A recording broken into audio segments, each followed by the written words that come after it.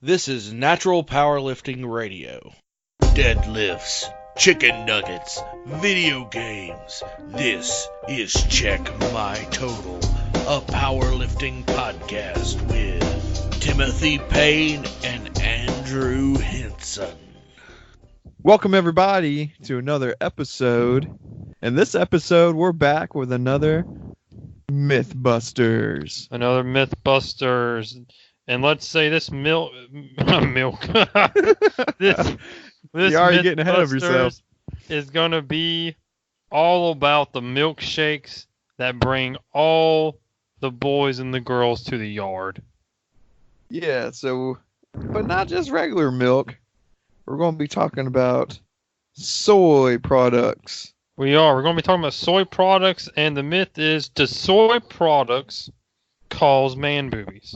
Yeah, is soy bad for your hormones? Mm-hmm. So go ahead. Specifically, we're going to focus in on does soy cause what's the term? Geico? The actual boobies. Does soy cause the actual boobies to grow in a man? Like producing milk, lactating, high estrogen levels, breast low tissue. What's it called? Gyno. Becca, don't you know that you're a nurse? What is it? All right, we finally found it. The word is gynecomastia. Yeah. So that is the official term of like man boobs, that like you actually have enlarged breast tissue. Yes. Gynecomastia affects it's actually somewhat common in men. Depending on what you look up, you'll get numbers of anywhere from 18% to 30% of all men at some point in their life experience this, and then it goes away like 9 times out of 10. Generally happens a lot in the puberty years. Yeah, and this is kind of off subject of what we're trying to talk about, but that's also what happens when these people that take steroids get off the steroids, so their body isn't producing testosterone anymore. So then they start getting these man boobs. Yep. But the reason this got so popular is because there was a pretty famous case of it in England. And it was basically this 54-year-old, he drank about 12, I believe it was 12 cups of soy milk a day. Yep. First off, that's a ton of milk. Yeah. A ton of soy milk. But what's interesting, I was watching someone talk about it, and the amount of soybeans in 12 cups of soy milk was actually only equating to, it was either a fourth or a third of a can of soybeans, like actual beans. So it actually wasn't that much soyish material or whatever. But I could not find the brand of the milk he was drinking. I could not find where he bought the milk from. So all I know is 12 cups of soy milk a day. So that's what kind of made this all famous. And then he went to the doctor. He stopped drinking soy milk completely. And then within, I think, 2 or 3 weeks, his body started to regulate and get back to normal. And so that started this whole thing of soy products are not good, and you should avoid soy because it'll raise your estrogen levels and stuff like that. Right. So that's where it got started. And also another big case was there was a 19-year-old vegan kid who was also consuming large quantities of soy, which this says over 14 servings on a daily basis. Goodness. which resulted in hormonal dysfunction, loss of libido, and erectile dysfunction, which resolved following discontinuation of his extremely high soy vegan diet. So, the first thing is, on both of these cases, is two different extremes of hormones going on. So, a 19-year-old kid, he's still going through puberty and everything, so his hormones are going crazy. Yeah. Well, a 54, 55-year-old guy, his testosterone and stuff is starting to decline.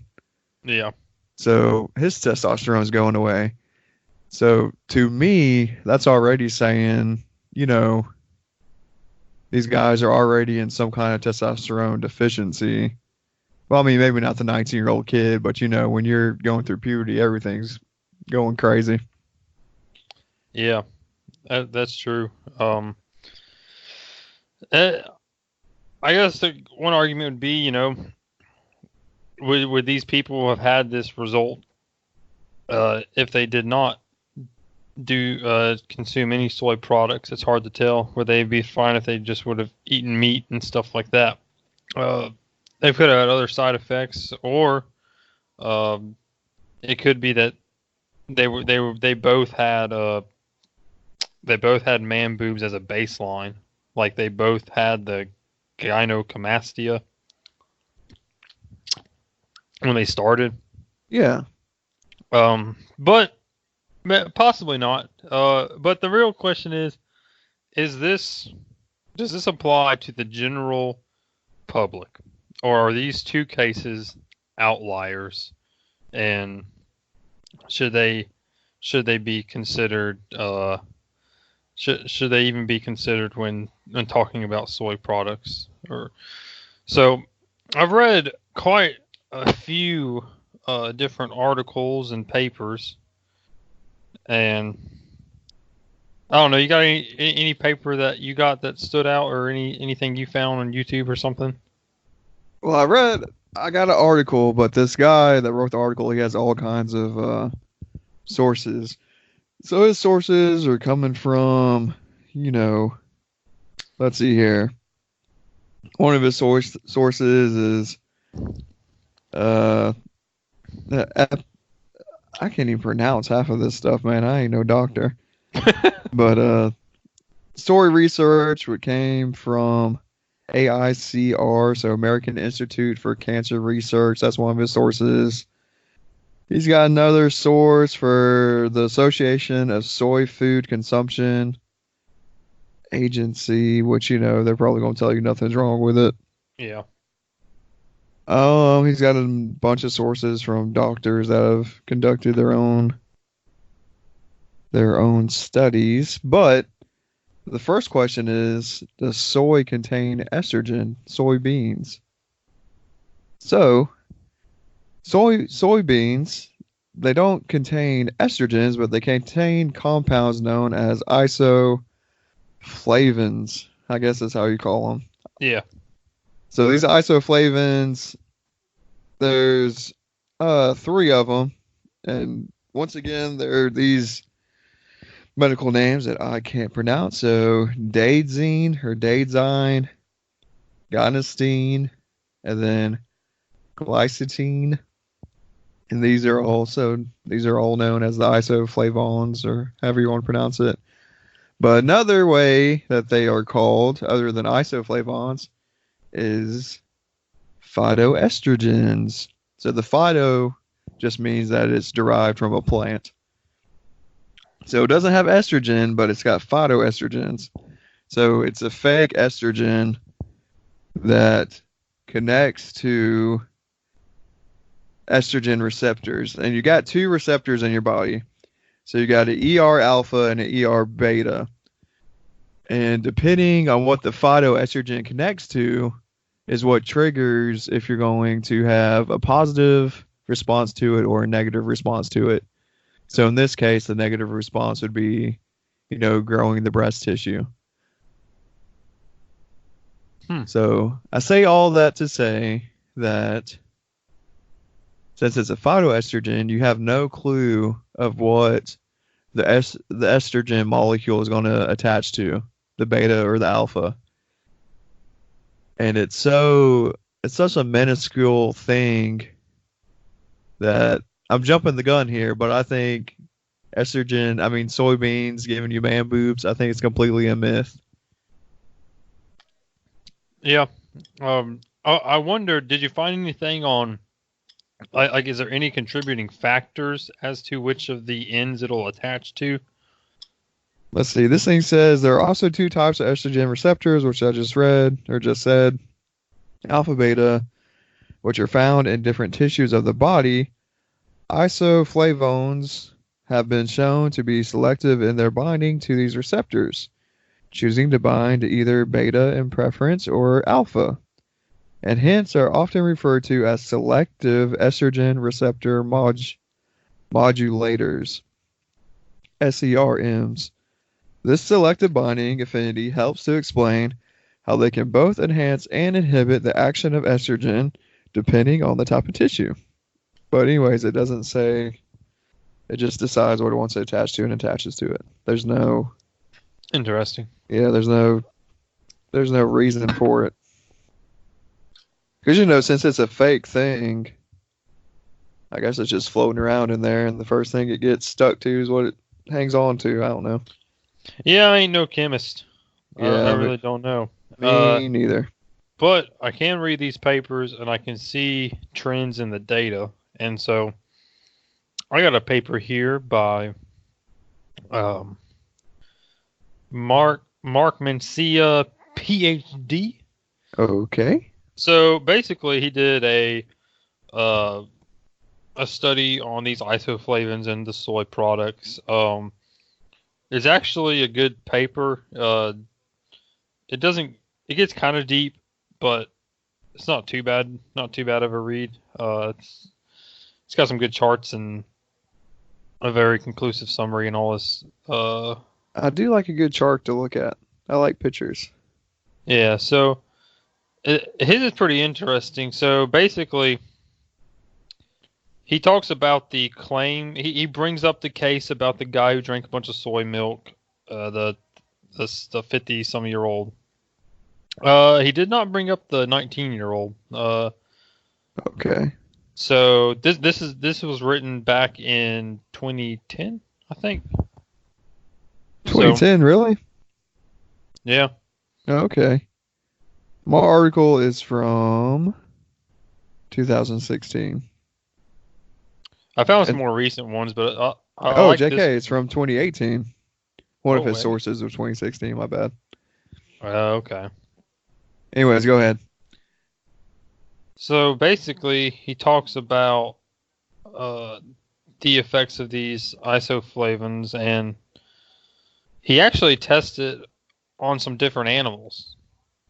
This paper talks about testing it on mice and, if I believe, cheetahs. Yeah, cheetahs. Oh, that's a very 2 different species. Yeah. So it was interesting because these results are actually surprising. It had an effect on cheetahs.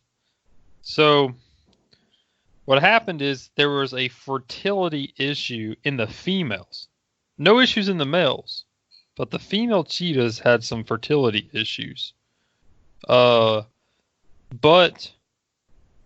cheetahs' metabolism and the way they digest things is completely different than how humans do. So he kind of talks about how, it's not that big of a deal. And then in mice, let's see. In mice, let's see what effect it has.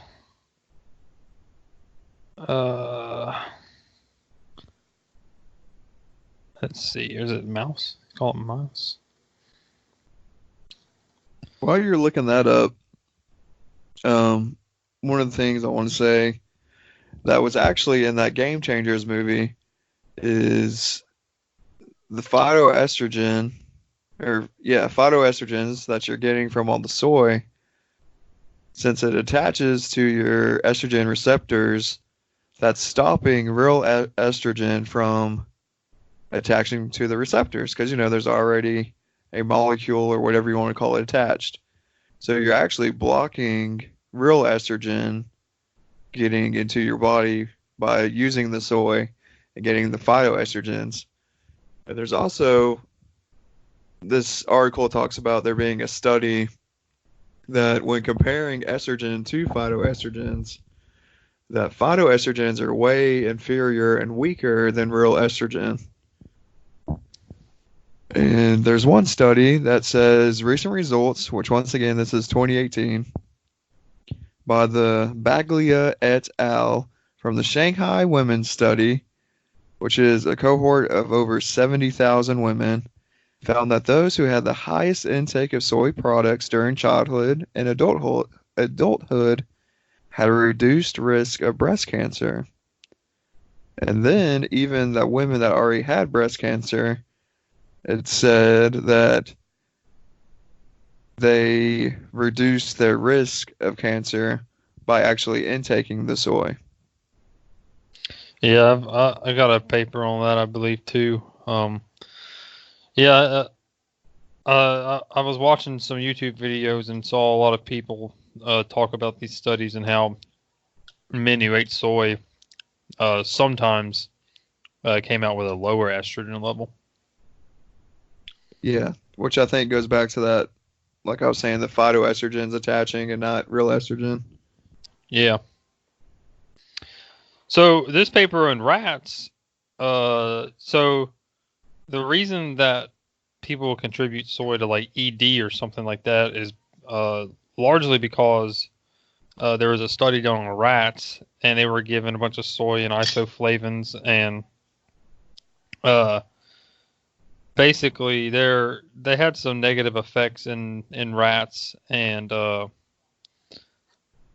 they kind of decided to carry that over that it would also affect humans this way. But the more studies they did on humans, it really wasn't true. Like the effects didn't actually seem to carry over. There didn't seem to be any lack of sperm production or anything resembling ED based on consuming soy in men. Yeah. So And like also, this brings up so yeah, I'm trying to find this one thing. Oh, here it is. So yeah, so basically what happened is that they gave all these patients soy and isoflavones, and some of them even had injections of isoflavones, humans, and their sperm count that didn't go down at all. It seemed to stay the same. Didn't seem to have any effect. Yeah. okay. So I guess the question is, what's a moderate amount of soy? Because I guess, we talk about this all the time. You can always have too much of a good thing, if we're calling this a good thing. Yeah. So one serving of soy, which is like 100 grams of firm tofu, or 50 grams of tempeh, or 1 cup of soy milk. So one serving of soy has 7 grams of protein and 25 milligrams of the isoflavones, however you want to say it. So what I've read is that if you stay around 4 servings a day, that's considered moderate. So 4 servings would be, 100 milligrams of the isoflavones, and then you'd get about 28 grams of protein, 4 servings. Mm-hmm.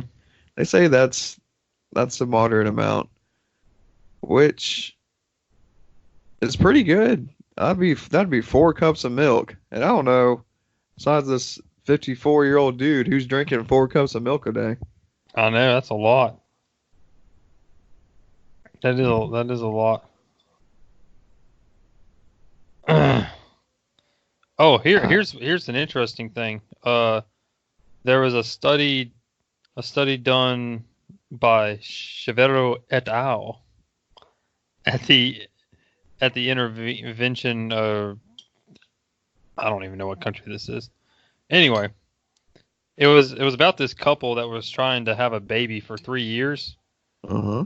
and this dude had an, like, they called it abnormal sperm motility and morphology. Oh. Do you know what that means, Becca? Motility and morphology? You know those words? Yeah. You know what motility is? Movement? I don't know. That's mobility. Motility I don't know and about tility. morphology. But he was given soybean isoflavones 80 milligrams for 6 months, and his sperm count went up pretty dramatically. So it increased by like 50%. Really? That's a bunch. Yeah. And then they took it away after 6 months, and his sperm went back down. Okay. So that's kind of interesting. There's also something to be said also. This paper brings this up, but the difference in culture. So, you know, people that are in the Asia countries, you know, China, Japan, and all them, their soy intake is a whole lot higher than anyone in the Americas. Yeah, because they don't eat as much meat as Americans do. Yeah, and so this study wasn't really able to dive into that too much because it's hard to grab a bunch of people from Japan and then people in the U.S. and all that. But it was brought up that it's possible that people in the Asian countries have evolved to handle soy very efficiently, and that their bodies are able to process soy and handle soy extremely well, and they can eat a lot of it. Kind of similar to how most of the world's lactose intolerant, but America can drink a lot of milk. Like Yeah. we're get like most people, you might get lactose intolerant later in life, but America has the most amount of people that aren't going to puke when they drink milk. Yeah. I mean, I'm not a big fan of that term evolved, but I think you just become conditioned from whatever you're getting fed as a kid, and that's what your body responds to. So, well, it's like people that drink bad water, like that would make you sick. But that's why, because we feed milk to people, and in Asia they feed soy. Yeah, and that's what I completely forgot about until you just brought it up about them studying Asian countries. Is I guess 2010 is when all this soy gives you man boobs stuff started popping up. So that's the people that had a different opinion about it and were like, no, I don't think so. That's what they did. They started studying these Asian countries that, like Andrew said, they eat soy all the time. So that's how the other arguments started coming, and how I personally think this myth got busted.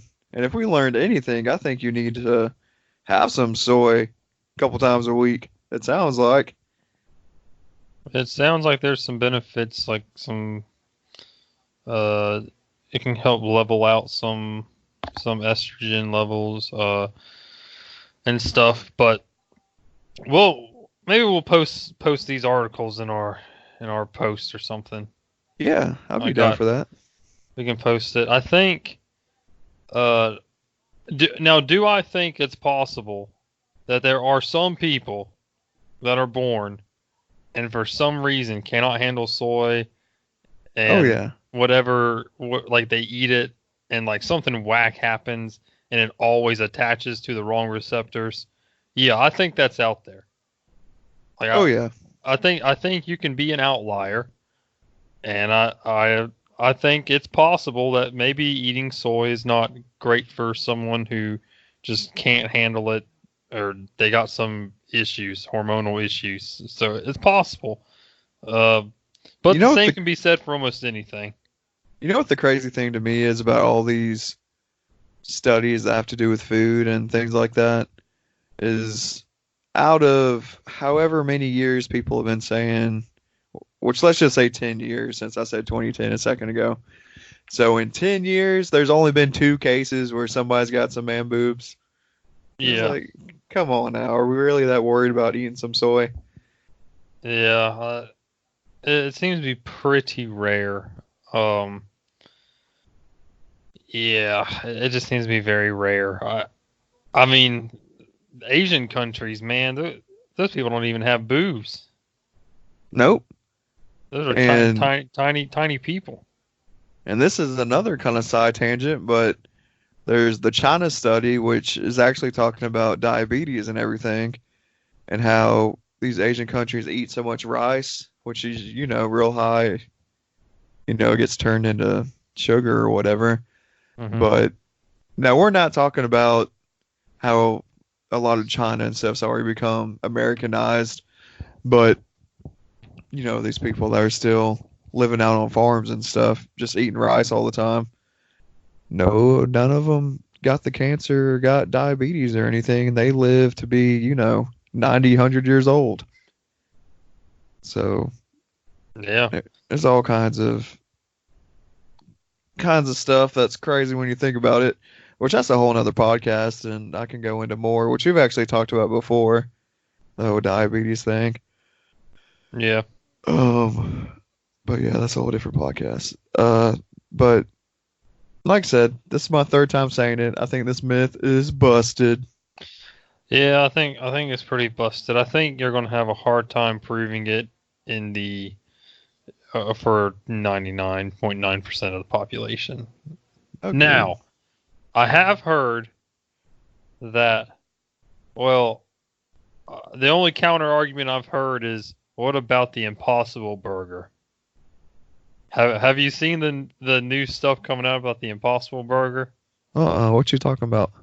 So there's been a couple studies done on the Impossible Burger claiming that it causes man boobs, and they say that because now I need to actually dive into this, but apparently it's genetically modified to have 44 grams of like real estrogen. Huh. Well, And then that's not because of soy, though. correct. It's not actually because of the soy. It's because they do Was some pumped full of splitting. estrogen. Yeah, they pump it full. It's like genetically modified or split, and they add a ton of estrogen. And apparently, I saw some articles saying it's got 44 grams or milligrams of estrogen or something, which is like 5 times higher than like anything. But here's another thing too. It's like, how often are these people eating impossible burgers? That's true. Like, And how can you pinpoint all this stuff to one thing is what I don't understand. I don't know, but it's also pretty well known that the Impossible Burger is not really that healthy. Oh no. Like It's it's not just a healthy healthier. burger. Yeah. Yeah, it's not healthy by any means. It's just the option if you're not going to eat meat, but it's still junk food. Yeah, it's definitely a junk food. Yeah. So yeah, so that's not from soy. That's from them pumping it actually full of estrogen. If that's true, anyway, I don't know. I didn't actually dive that in because I didn't really care. Yeah. But no, I haven't heard that. That's interesting. I have to look that up. Yeah, so I don't know, but I think overall, I think this myth is busted unless Agreed. you're a outlier that has weird body issues with receptors and phytoestrogens. If you're one of those But guys, I feel sorry for you. and you're still welcome on the podcast. Everybody's different. It's okay. Yeah, let me tell you, if soy has affected your life tremendously and has spun your life into a terrible direction, come on the show and talk about it.